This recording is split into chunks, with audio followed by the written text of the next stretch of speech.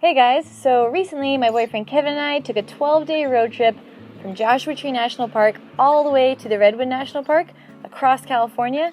Road tripping is one of our favorite ways to travel, and we've done quite a few road trips across the country, and each time we take a trip I learn a little bit more about what to expect and what to prepare for. I've put together a small list of road trip essentials that will hopefully help you guys when planning your next road trip. Right now I'm sitting in the truck that we normally use as our road trip vehicle. It normally has a mattress, a foam mattress that's fitted in there with pillows, and we sleep in there and camp in there on our trips. Right now we've taken it out because in our last trip it rained a lot and the mattress got soaked, so we're drying it out right now. The first road trip essential you're going to need is a bag, like your travel bag, your suitcase. I prefer a duffel bag because it's squishy and you can kind of just stuff it into the car. It doesn't take up a lot of room and you can pack it really tight. This one is a rare form bag. I like that it's water resistant, especially for rainy days if you're traveling during rainy seasons. It's just a small, I try to pack light. You don't want to stuff your car or you're going to feel claustrophobic with all that stuff in there. So just a small, simple bag to pack all your stuff in. Something that is very important to me on road trips and just traveling in general is an extra bag, like a canvas bag or something that you can use for laundry, because I don't like mixing my dirty clothes with my clean clothes, especially if you're doing camping or if you're hiking in national parks or anything like that. You're going to get muddy and smelly and dirty and you don't want to mix those clothes together. Trust me, this will make your trip much more comfortable if you can separate your dirty laundry. So please remember a bag. This is something I always try to remember. Something I also really recommend, it's a very simple one, but I recommend bringing sunglasses. When you're driving for hours at a time, you may be driving at that one point of day. It's my least favorite time of day to drive, but the sun will be right in your face for like an hour straight, and it helps a lot if you have a pair of sunglasses. You won't get as annoyed, you'll stay more comfortable, and it'll be easy to drive. Make sure you bring a refillable water bottle. That way you don't have to spend money buying a new bottle of water and wasting plastic every time you stop at a gas station. The cool thing is you can fill up your water bottle at most gas stations and fast food restaurants at the little water fountain thing. Fill it up, save money, save the environment.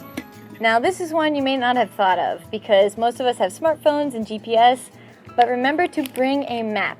Mostly because if you're driving through mountainous areas and you lose service, you will be lost without a map.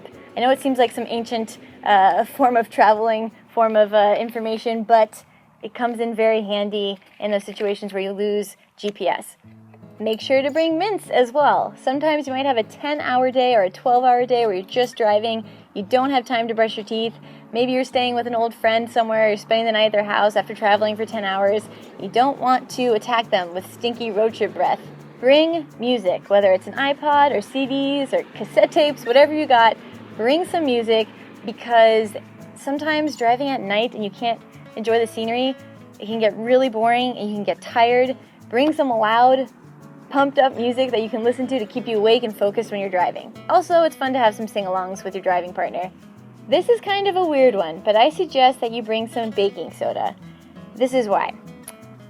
When you're on a camping trip for several days and your shoes get soggy and sweaty and you're walking in mud, they can get stinky.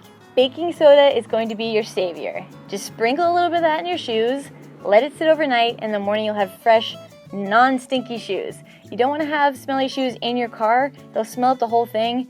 And it's just embarrassing. So it's a great way to keep them clean and fresh. I promise it was not my intention to make this video completely about not being stinky. That's like one of the main problems that you face on a road trip with all of your equipment, camping stuff, and gear in your car. It just gets really smelly. So these are all basically my ways to avoid getting dirty and smelly on a road trip. Face wipes. Just like it's difficult to find time to brush your teeth, it's also difficult to find time to wash your face.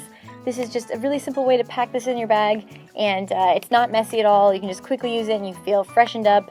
And it's also, you can get makeup removers as well. I've really been enjoying Yes brand products, and they're natural, and this one smells like cucumber, so it's one of my favorite smells. Now here's an essential that I always forget, and it's so important, and that is to bring cash.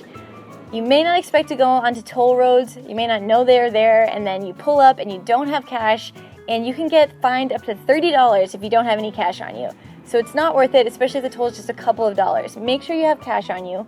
Also, if you are going to national parks, they usually only take cash when you're entering the park. Usually costs about $20 to get into most national parks.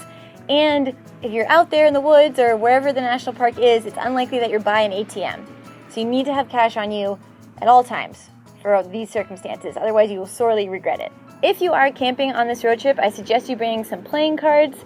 I love playing card games. It's also just a really compact, easy thing to pack, and it doesn't require electricity when you're out there in your tent or your car or wherever you're camping. It's just a fun game to bring with you. Don't underestimate the value of entertainment. It can get boring sometimes when you have no lights past 8 p.m. and it's dark. So don't forget a game. I've also found that a battery-powered lantern is extremely helpful.